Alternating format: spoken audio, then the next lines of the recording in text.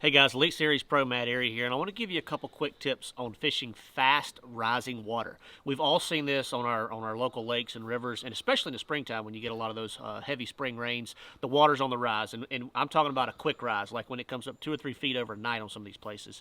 One thing is follow the water. You know, those fish are going to gravitate towards that new freshly flooded bank. It could be if you have shallow vegetation in your local lakes, you know, it could be yard grass. I mean, it gets up in people's yards, parking lots, things like that. They'll gravitate to those areas. But if it starts flooding really flat forest areas and you've got trees, I always try to look for areas where I make sure I can access the bank. Meaning you know, it's not, the trees aren't flooded 30 feet off the bank and I actually can't get to the fish. So look for those areas that you can still access the bank. Follow that rising water, and you know, the second thing I want to tell you is cover a lot of water. And get to those areas where you can follow the bank and cover a lot of water.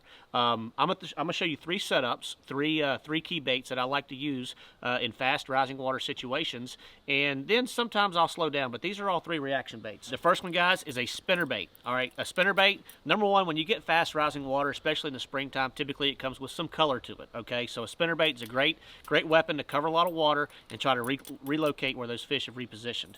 Got that on a Lew's 7.3 medium heavy custom pro rod. Got the titanium reel 7-to-1. I like to throw 15 to 17 pound fluorocarbon on my spinnerbait setups, but that's the first setup that I like in the springtime when you get that fast rising water.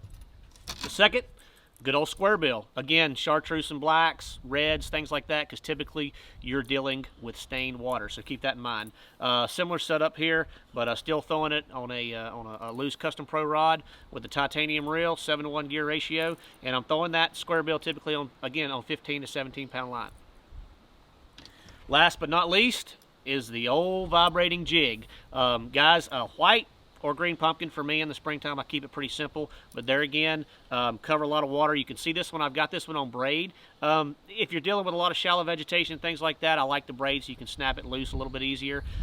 Set up Lew's Hypermag reel. I like an 8-to-1 gear ratio reel just so I can pick up that slack a lot quicker when I'm snapping it through that vegetation. If I'm dealing with hard cover such as rocky banks or trees, bushes, things like that, I will go towards like 15 to 17 pound fluorocarbon. But those are 3 setups that I like in the springtime when you get that fast rising water. Again, the tips: follow the water, find places where you can access the bank, cover water, and throw moving baits. Now, once you find some fish with those reaction style baits, you know, you might want to slow down in some of those areas, especially if there's a bunch of newly flooded brush or buckbrush or shallow hard cover. You may want to slow down in those areas, pick up a jig or a Texas rig creature bait, and slow down and really pick them apart. But cover a lot of water until you find where those fish have repositioned. Hopefully those tips will help you relocate and catch more fish on fast rising water conditions that we see all throughout the southeast